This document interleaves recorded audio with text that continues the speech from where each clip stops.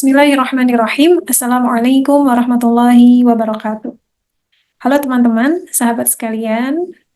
Selamat datang di obrolan ringan episode 1 yang insya Allah akan kita sambung dengan episode-episode berikutnya.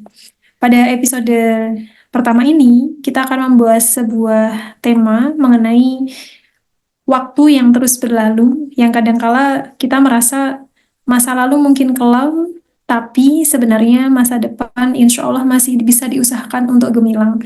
Ini adalah obrolan kita di tema pertama. Namun ya, namanya obrolan ringan ya, sehingga waktunya tidak akan panjang dan juga mungkin bahasannya tidak bisa terlalu mendetil begitu ya, karena namanya juga ringan ya, nanti kalau panjang kali lebar jadi obrolan berat. Teman-teman sekalian, sahabat sekalian, dimanapun berada, barangkali ada yang pernah merasa di titik di hari ini ketika menengok tentang tapak-tapak perjalanan yang sudah dilalui, teringat pernah ada gagal yang mungkin terjadi, teringat mungkin pernah mengalami hal-hal yang sifatnya traumatik dan kemudian membekas sampai hari ini. Entah dimulai dari kekerasan yang sifatnya fisik, atau ada yang mungkin pernah mengalami, mohon maaf, seksual harassment, atau pernah mengalami pengabaian begitu ya dari orang-orang yang ada di sekitarnya, atau pernah mengalami target-target yang ketika sudah dicoba untuk diusahakan namun ternyata gagal. Ada banyak pengalaman-pengalaman dari masa lalu yang kemudian mempengaruhi kita di hari ini, terutama cara pandang apakah kita masih bisa bangkit untuk menyambut hari ini dengan bahagia, dengan bertumbuh, apalagi melihat atau mengintip tepatnya ya, karena masa depan belum bisa dilihat di hari ini ya, tapi bisa setidaknya kita intip dalam hal ini, melihat pertumbuhan kita di hari ini akan menjadi salah satu tahapan penting untuk melihat bagaimana perjalanan masa depan kita. Nah, teman-teman sekalian, waktu yang kita miliki ini, kalaulah boleh terbagi menjadi 3. Tentu waktu yang dimaksud adalah waktu perjalanan kita saat kita sedang dalam kehidupan dunia. Ya, kita memahami ya, perjalanan kita tidak hanya di dunia, tapi kita punya masa lalu di alam lain. Namanya alam ruh, gitu ya. Kemudian ditiup ruh itu ke dalam alam rahim. Kemudian alam rahim berpindah ke alam dunia. Nah, wujudlah kita hari ini di alam bernama dunia. Nanti akan ada alam masa depan ya. Kalau kita sekarang di dunia, masa depannya namanya alam kubur. Dan kemudian nanti perjalanan yang sangat panjang akan ditempuh setelah alam kubur bernama alam akhirat. Namun kalau mau kita limitasi bahasannya agar obrolan ini benar-benar ringan begitu ya, kita bisa melihat perjalanan kita saat sudah di alam dunia ini, itu pun juga terbagi menjadi 3. Ada yang namanya perjalanan masa lalu kita, ya, ada perjalanan masa kini kita, dan ada perjalanan masa depan kita. Pertanyaannya, ketika masa lalu itu berlalu dengan banyak hal-hal yang sifatnya negatif ya, entah hal-hal yang sifatnya traumatik, atau kegagalan, ya, atau kesepian, atau kesendirian, atau apapun itu yang kemudian kita melihat masa lalu kita menjadi bagian yang kemudian dimaknai ya sebagai sesuatu penghambat suksesnya masa kini dan masa depan kita, maka pertanyaannya apakah kondisi di masa lalu itu masih bisa disikapi secara positif sehingga bisa memberikan dampak baik terhadap kita di hari ini dan apalagi tentang masa depan. Jawabannya adalah teman-teman sekalian dimanapun berada, sesuatu yang telah terjadi tidak mungkin bisa direvisi kejadiannya. Yang bisa direvisi adalah cara kita meletakkan makna. Maka meaning, ya, dalam sudut pandang psikologi, ini menempati posisi yang sangat penting terhadap peristiwa yang telah berlalu. Ya, peristiwanya tidak bisa direvisi, tapi pemberian makna terhadap peristiwa itu masih bisa terus diberikan atau direvisi sepanjang kita terus bertumbuh. Maka hal pertama yang kemudian bisa kita lakukan saat kita ingin melihat hari ini dan masa depan lebih baik lagi, lebih gemilang lagi, lebih cemerlang lagi, hal pertama yang bisa kita lakukan adalah memberikan makna secara positif terhadap masa lalu yang telah berlalu. Kalau kejadiannya negatif, masa iya maknanya positif? Kejadiannya boleh negatif, teman-teman, tapi pemberian maknanya kita usahakan secara positif. Misalnya, kami di ruang konseling mendapati banyak sekali kasus. Misalnya, ada anak yang merasa begitu sedih di hari ini. Dia telah tumbuh dewasa, telah tumbuh menjadi orang-orang yang kemudian sebenarnya bisa berdaya, tapi merasa tertawan oleh masa lalu. Sebab dia dibesarkan dalam lingkungan keluarga yang mungkin minim kasih sayang, tidak cukup ruang-ruang pemakluman terhadap suatu kesalahan, kegagalan, dan sebagainya. Sangat ketat sekali dengan tingginya tuntutan. Kemudian dia merasa hari ini menjadi orang-orang yang tidak sehat secara mental karena tertawan oleh pengondisian masa kecilnya. Kejadiannya mungkin benar-benar negatif, tapi kalau kita berikan makna secara positif, misalnya seperti ini. Masa lalu boleh terjadi seperti negatif seperti itu. Tapi saya memaknainya itu adalah perjalanan takdir yang membuat saya jadi mengerti betapa tidak enaknya diperlakukan dengan keadaan-keadaan demikian. Berarti saya mesti belajar. Satu, takdir menghantarkan saya untuk belajar forgiveness ya, atau memaafkan. Takdir menghantarkan saya untuk menjadi orang yang lebih baik lagi sehingga saya tidak menjadi sumber stresor atau saya tidak menjadi orang yang menumbuhkan luka pada orang berikutnya yang datang setelah saya, misalkan ke anak saya, dan seterusnya. Pemaknaan positif seperti itu, teman-teman, sahabat sekalian, akan memudahkan kita untuk melakukan proses acceptance terhadap apa yang terjadi di masa lalu.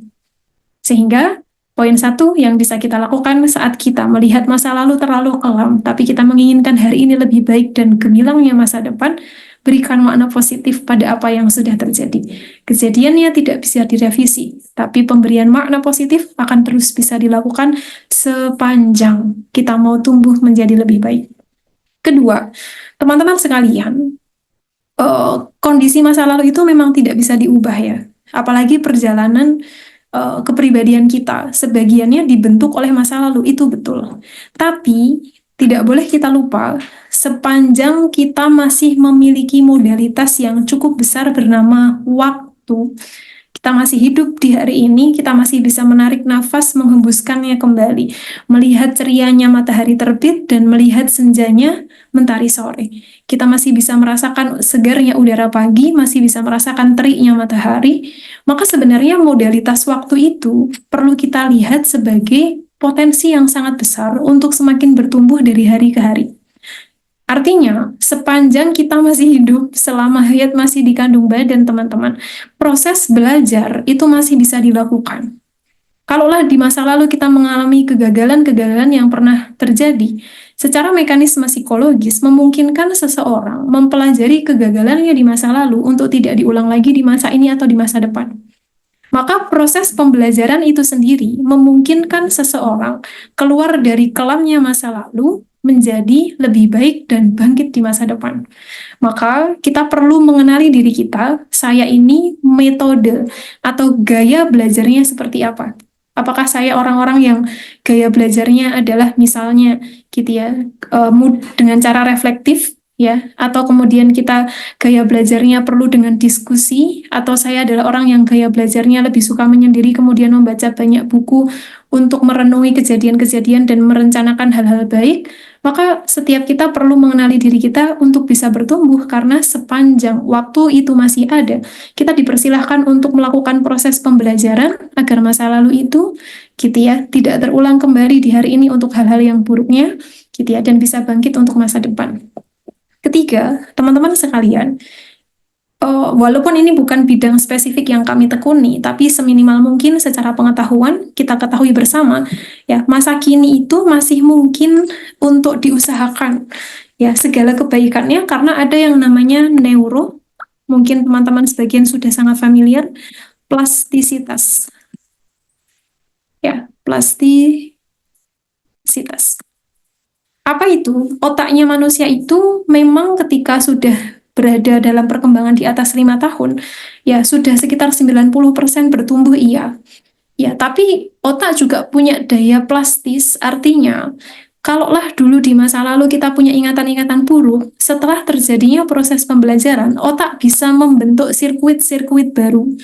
Ya, semacam jalan-jalan baru gitu ya, di syaraf-syaraf atau neuron-neuron di otak kita bisa membentuk jalan-jalan baru untuk memori-memori baru yang kemudian akan kita rekam di dalam otak kita yang kemudian dimulai dari cara pembelajaran positif tadi. Misalnya dulu kita pernah gagal, kemudian kita berikan makna secara positif, kemudian kita pelajari penyebab kegagalannya, kemudian kita beradaptasi cara baru bagaimana kita tidak mengalami gitu ya lubang-lubang yang sama di masa lalu, maka otak akan melakukan proses plastisitas itu. Ya. Dan itu dimungkinkan meskipun usia kita sudah tidak lagi anak kecil ya, di mana otak itu bertumbuh sangat pesat, sangat pesat. Nah, itu menjadi salah satu temuan menarik ya dari dunia penelitian, di mana uh, perkembangan bagaimana otak itu masih bisa plastis di usia di mana kita tidak muda lagi, itu menjadi salah satu kabar gembira. Ya, oleh karena itu, teman-teman sekalian yang dirahmati oleh Allah, gitu ya, kalaulah dulu kita merasa dibesarkan dengan cara temperamen, apakah kita selalu menjadi orang temperamen? Belum tentu. Mungkin di otak kita sudah banyak jalur-jalur temperamen. Artinya, karena kita sering dikondisikan dalam keadaan temperamen, otak kita ini cepat banget nyamber hal-hal tertentu dengan cara temperamen pula. Karena sudah terbentuk jalur-jalur di otak kita untuk merespon sesuatu dengan temperamen. Tapi bukan berarti itu tidak bisa diubah. Ya, kita bisa mengusahakannya dengan membuat sirkuit-sirkuit baru, jalur-jalur baru di dalam otak kita dengan latihan. Misalkan kalau ada sesuatu yang kemudian biasanya kita respon dengan temperamen, kita lakukan dengan sistem pembelajaran yang tepat gitu ya. Sabar dulu, tenang dulu. Kalau ada hal yang kemudian itu bisa memancing marah besarnya kita, coba maafkan dulu. Nah, itu ada sistem pembelajaran yang kemudian bisa kita lakukan gitu ya. Tapi mohon maaf tuh mungkin secara detail tidak bisa dibahas di seri 1 ini gitu ya. Tapi yang jelas itu memungkinkan terbentuknya sirkuit baru nanti pada saatnya kita menghadapi hal yang sama, tidak lagi dengan cara temperamen.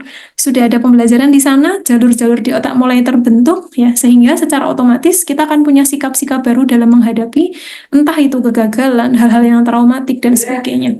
Gitu ya. Oleh karena itu, teman-teman sekalian, menjadi begitu penting ya untuk kemudian kita berlatih.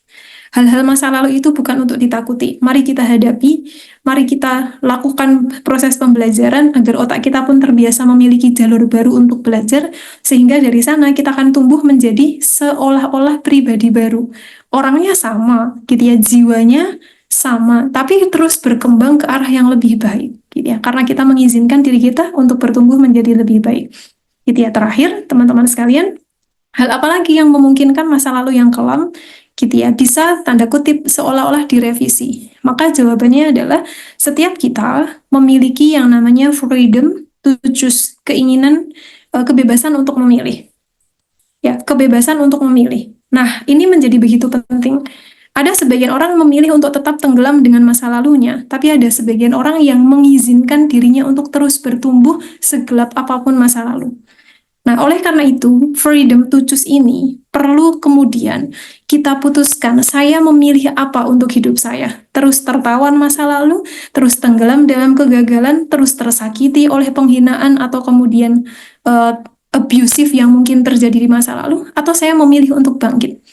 Begitu kita melakukan proses decision making atau memutuskan bahwa saya memilih untuk bangkit, gitu ya, maka keputusan itu gitu ya seperti energi yang akan memberikan aliran listrik gitu ya, nyetrum kepada diri kita gitu ya, yang kemudian akan memberikan instruksi kepada sel-sel tubuh dan seterusnya gitu ya untuk bangkit gitu ya, karena kita telah memutuskan untuk bangkit. Nah, tapi ke sebagian orang bisa jadi mengalami kesulitan.